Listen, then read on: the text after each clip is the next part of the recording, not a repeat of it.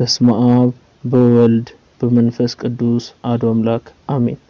ይህ ቪዲዮ ራሱን ማዳመጥ ለሚፈልግ ህይወቱን ማስተካከል ለሚፈልግ ሰው የተዘጋጀ ነው። እኔም ከአባቶች የተማርኩት በህይወቴም የተጠቀምኩበት እጅግ ወሳኝ ነገር ነው። በአይምሮአችን ውስጥ ያለው ሐሳብ የማን ነው? እዚህ ዓለም ላይ ስንኖር እኛ ብቻ አይደለም የምንኖረው። እዚህ ዓለም ላይ የምንኖረው እኛ ብቻ አይደለንም ማለት ሰዎች ብቻ አይደለንም፣ እንስሳት ብቻ አይደለም የሚኖረው ራሱ ሌሎች ኃይሎች እዚህ ዓለም ላይ አሉ። በሮብ ቀን የወደቀው ዳቢሎስ ጭምር ማለት ነው እዚህ ዓለም ላይ ነው ያለው። በሰማይ ላይ አጋንንት አሉ፣ አየር አጋንንት ተብለው የተጠራጠሩ ወደዚህ ዓለም የተወረወሩ ማለት ነው። ሌላው ደግሞ ውሃ ውስጥ ነው ያለው። ከዛም በኋላ ደግሞ በሰው ልጆች ውስጥ ያለ ክፋት አለ። ያመነ ያ ክፋት ከዳቢሎስ ነው የመጣው። ስለዚህ እነዚህ ሐሳቦች በዓለም ላይ አሉ። የእግዚአብሔር ሐሳብ አለ፣ የዓለም ሐሳብ አለ። እንግዲህ ለሁለት እንክፈለው። አንተ በህይወት ውሳኔዎች ስትወስን፣ አንተ እያልኩኝ ስናገር ለሴትም ነው። ኦኬ ለሴትም ይሰራል ማለት ነው። በወንድ አንቀጽ ልናገረው እንጂ ቪዲዮ ሐሳብ ለሴቶችም ነው የሚጠቅመው። ስለዚህ አንተ ሙሉ ለሙሉ ሐሳብህ የማን ነው? ሐሳብህ ምን ላይ ያተኩራል? ሐሳቦች ከውስጥ የሚመጣል ሐሳብ ኦርቶዶክሳዊ ነው ወይ? ዓለማዊ አመለካከት ነው ወይ? የዚህ ዓለም ሐሳብ ነው ወይ? የኃጢአት ሐሳብ ነው ወይ? መለየት አለብህ። ከሐሳብ ኃጢአትን መግታት መጀመር ትችላለህ። ለዛ ነው ብዙዎች ረጅም ጊዜ ድንግልና ሆነው ጸንተው እንዲኖሩ የሚያደርጋቸው ነገር ቢኖር እንግዲህ ድንግል መሆን ቀላል አይደለም፣ ብዙ ዋጋ ያስከፍላል።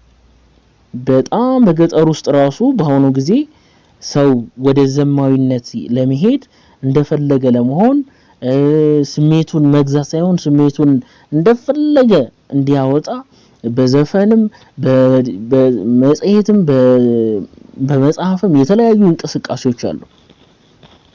ሐሳብህን ለመቆጣጠር ማለት ነው። የምታነባቸው ነገሮች፣ የምታያቸው ነገሮች፣ የምትውልባቸው ቦታዎች፣ በጓደኞች ዙሪያ የሚነሱ ሐሳቦች፣ አንተ በስልክ ውስጥ የምታያቸው ነገሮች በሙሉ ማንነትህን፣ ሐሳብህን ይቀርጻሉ። እነዛ ሐሳቦች የትኛውም ሐሳብ ደግሞ ምንጭ አለው። ወይ ከእግዚአብሔር ነው ወይ ደግሞ ከሰይጣን ነው ማለት ነው። ስለዚህ መልካም ሐሳቦች የተቀደሱ ወደ መልካም የሚወስዱ የእግዚአብሔር አገልጋዮች የሚሰሯቸው ወደ ቅድስና የሚወስዱ ከጥፋት መንገድ የሚነጥቁ ነገሮች በሙሉ ከእግዚአብሔር ናቸው። ከዳቢሎስ ስራት ከሚነጥቁ ነገሮችን የሚሰሩልህ ሁሉ ከእግዚአብሔር እየመረረም ቢሆን እውነቱ ከእግዚአብሔር ዘንድ ነው። እነዛ ሰዎች የሚታዘዙት የሚሰሩት። ከመናፍስቱ ወገን ሆነው ደግሞ የሚሰሩ አሉ። ምንም ማድረግ አይቻልም። አንተ ነህ መርጠህ ጎዳናህን መሄድ ያለብህ፣ መርጠህ ህይወትህን ማስተካከል ያለብህ እንጂ ለምን ሰሩ ማለት አትችልም። ሁሉም ለአባቱ ይታዘዛል። እኛም ኦርቶዶክሳውያን ተናናሾቹ አገልጋዮች ለእግዚአብሔር ታዘን እግዚአብሔር የሚወደውን ነገር እናደርጋለን። ሌላው ደግሞ ለሚፈልገው ነገር ይታዘዛል ማለት ነው። ስለዚህ ሰዎች የሚቀርብላቸው ነገሮች በሙሉ ወደ አይምሮአቸው የሚያስገቡ ከሆነ በአይምሮአቸው ውስጥ የማን ሐሳብ እየበለጠ ይመጣል? የዳቢሎስ ሐሳብ እየበለጠ ነው የሚመጣው። ዛሬ ዝም ብሎ ጊዜን ማሳለፍ ትምህርታዊ ነገሮች ላይ የሚሰጡ ፕላትፎርሞች አሉ። እነዚህ ፕላትፎርሞች ላይ ብታሳልፍ ትምህርት ዕውቀት ለማግኘት ነው።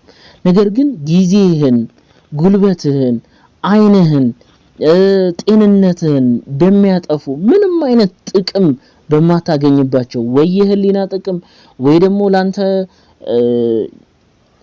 ከእግዚአብሔር ሳያጣላ ገንዘብ የሚያስገኝልህ ነገር ላይ ሳታተኩር እንዲሁ ጊዜህን የምታባክንባቸው ሐሳቦች አሉ። እስቲ ግሩፕ ነገር ላይ ሄጂ ዝም ብዬ እየተወያዩ እየተሳሳኩኝ ጊዜን እዛ ላይ ላጥፋ ብለ የወሰንክባቸው ውሳኔዎች እነዛ ጊዜያት አያሳስቡም? ሌላው እኮ የሚያጠና ሰው አለ እዛ ውስጥ ገብቶ ስለዚህ ምክንያት በጣም በከፍተኛ ሁኔታ ጊዜህን እንደ ብር ቢሆን በሚሊዮን በትሪሊዮን የሚቆጠሩ ጊዜዎችን ያርከፈከፍክባቸው ቦታዎች አሉ። እነዛ እኮ ከሐሳብ ነው የጀመሩት።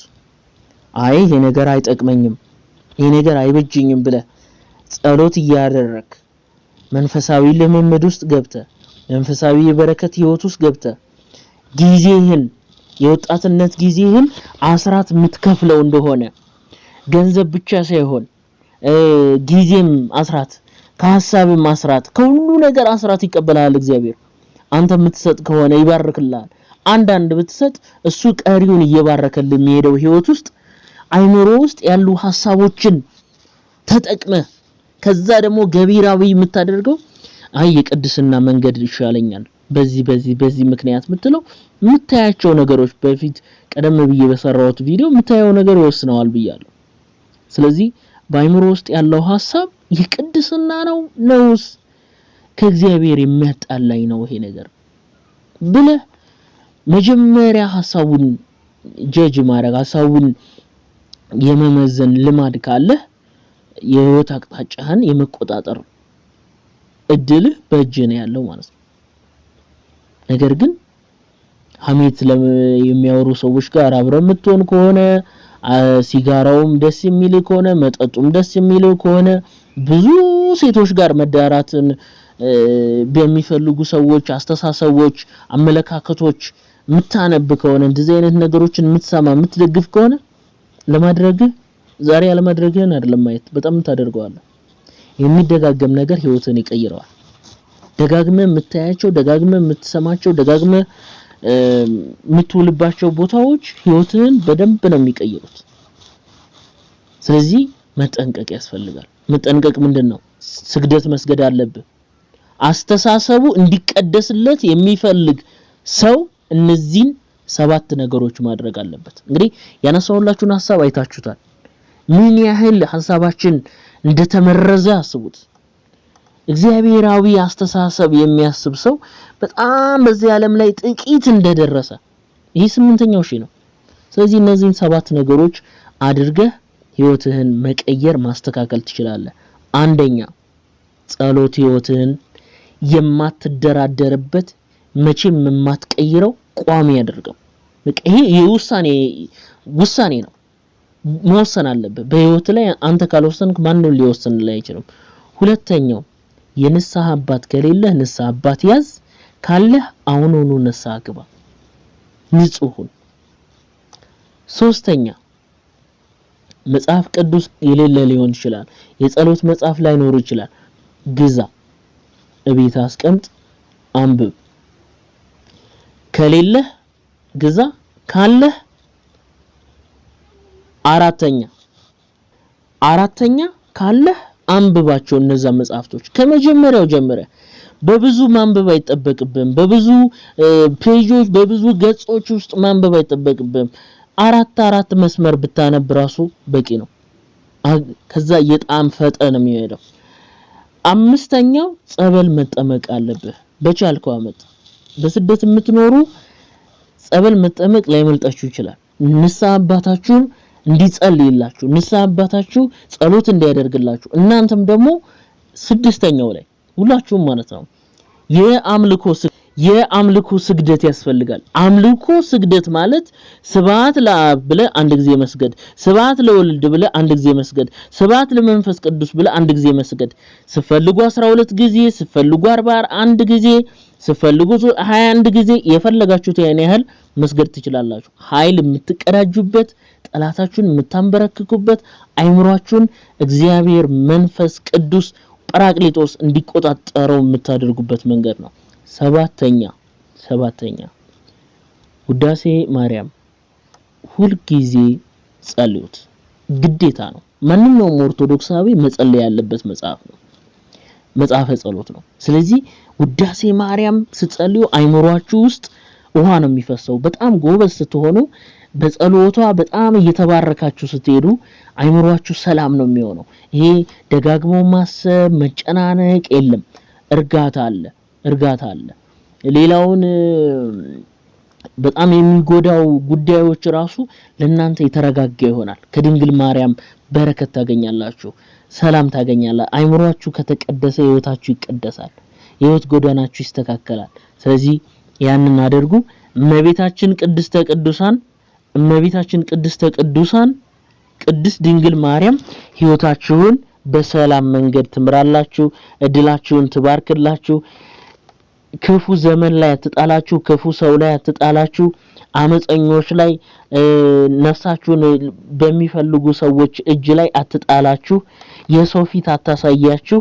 እመቤታችን ቅድስት ድንግል ማርያም በስደት ያሉትን ወደ ሀገራቸው ወደ ቀያቸው በሰላም በጤና ተመልሳቸው፣ በአካለ ስጋ ተመልሳቸው ወጥተው ነበረ ነገር ግን አልተመለሱም ከሚል ተሰውራቸው ለዘላለሙ አሜን።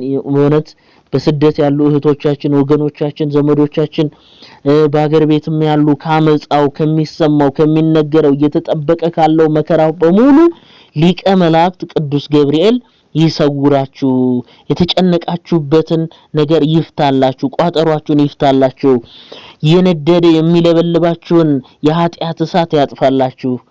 አሜን። ይቆየን።